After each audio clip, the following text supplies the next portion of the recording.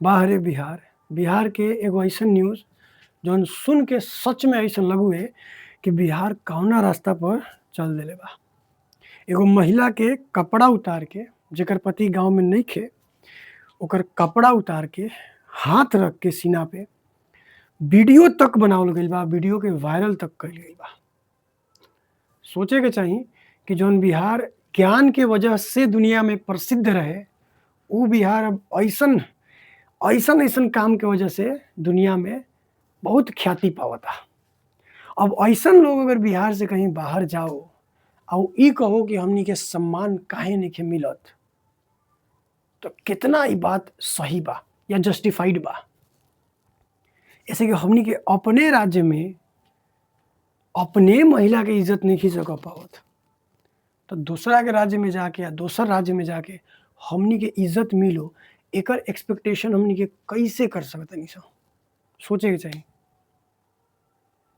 जौना राज्य के रिश्ता, जौना राज्य के माने पूरा पहचाने ज्ञान रहला, आज उ राज्य के पहचान का हो गइल बा कोनो दूसरा राज्य में जाके केहू देखो।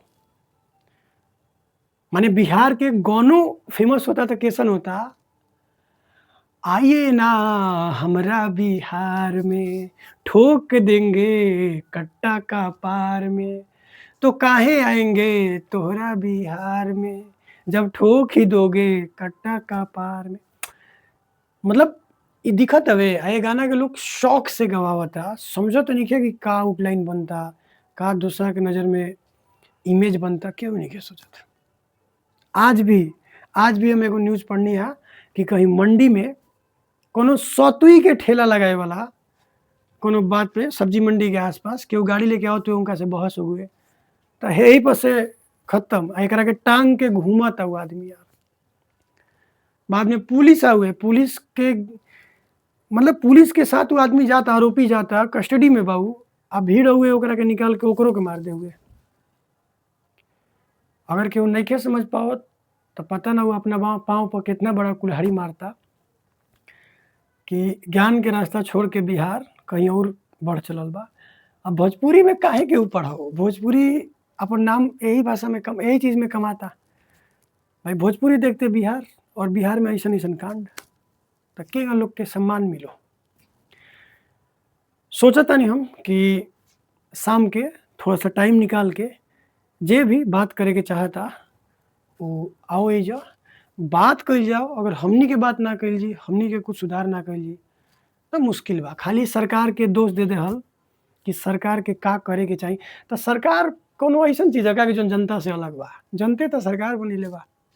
एगो मतलब बचपन में एगो कहानी सुनले रहनी कि अंधेरी नगरी चौपट राजा, आ टके सिर भाजी टके सिर खाजा। अंधेरी नगरी चौपट राजा, टके सिर भाजी टके सिर खाजा। तो अगर लोग सही नइखे तो राजा तो वैसे भी सही ना होई, आ राजा अगर सहियो हो गइल तो उ का पूरा प्रजा के सुधारी? कबो ना सुधार पाई। पूरा प्रजा मिलके ओकरे के सुधार दी। तो गवर्नमेंट के दोष देवे से पहिले आदमी के खुद सोचे के चाही कि का हमनी के सही बानी सन? केहू कहो ना हमरा सामने, हम तो गाँवे जाके आइल बानी, केहू कहो ना हमरा सामने कि हम सही बानी। इतना तिरिया चरित्र चलता गाँव में, इतना तिरिया चरित्र चलता, अरे बाप रे बाप! मतलब सच में आदमी देख के तो परेशान हो जाई। लोग, गांधी जी कहले रहन कि गाँव में भारत की आत्मा बसती है।